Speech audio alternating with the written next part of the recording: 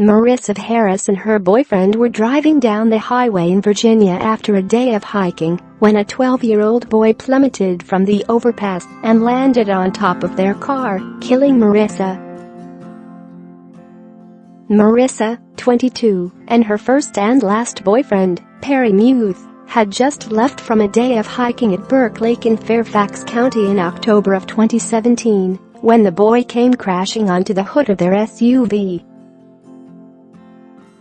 Now, just before Christmas, her family has finally been informed that her daughter's case is closed and prosecutors are not pressing any charges. As Marissa was driving along Interstate 66 with Perry in the passenger seat on that day in 2017, an unidentified 12-year-old boy was climbing over a 3-foot, 2-inch-tall guardrail along the overpass. Marissa, who was in graduate school studying to become a clinical child counselor, never saw the boy coming.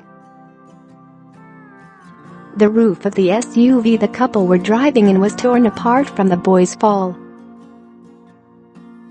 The roof had collapsed in and the steering wheel had snapped off, according to the Washington Post.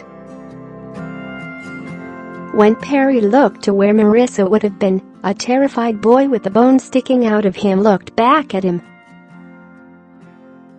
Under the boy was Marissa, and she was not conscious, and when he shook her, she was not waking up. The car was still going 55 miles per hour on I-66. I reached over to grab one of her legs and tried to put it on the brake, Perry recalled. Then I was like, okay, this isn't going to work, so I grabbed the steering wheel. I waited for a long straight stretch, and I just rammed it into the wall. He got out and waved motorists down for help. Perry was brought to the hospital, as was the boy. He would later find out Marissa was killed, and the boy would survive his life-threatening injuries. When Marissa's parents go to the hospital, after speeding to get there, Virginia state troopers delivered the horrific news. Perry could hear Marissa's mother start to scream. Share this article. Share. In the coming months, people would ask Marissa's mother, Lee Miller, if the boy's family ever called them, or if prosecutors would press charges against the boy. Lee was also worried about the boy. She wondered if he got the help he needed, and if he knew he killed someone else in jumping off the bridge. She made several calls to the state trooper handling the case. He called Lee back a week before Thanksgiving to tell her the investigation wasn't over yet. 2 days later, he emailed Lee and told her the case was being closed and that the state was not pressing charges against the boy. This whole process, it has felt like we were an afterthought, Lee said. We weren't looking for charges to be brought. We didn't want that.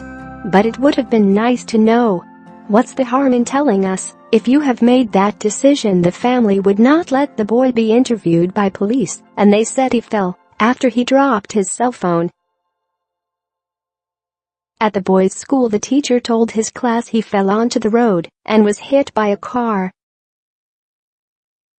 The Virginia State Police said it was being treated as a suicide attempt. Commonwealth's attorney Raymond Morrow, Fairfax County's lead prosecutor, dug into what had happened that brought the 12-year-old boy to the bridge.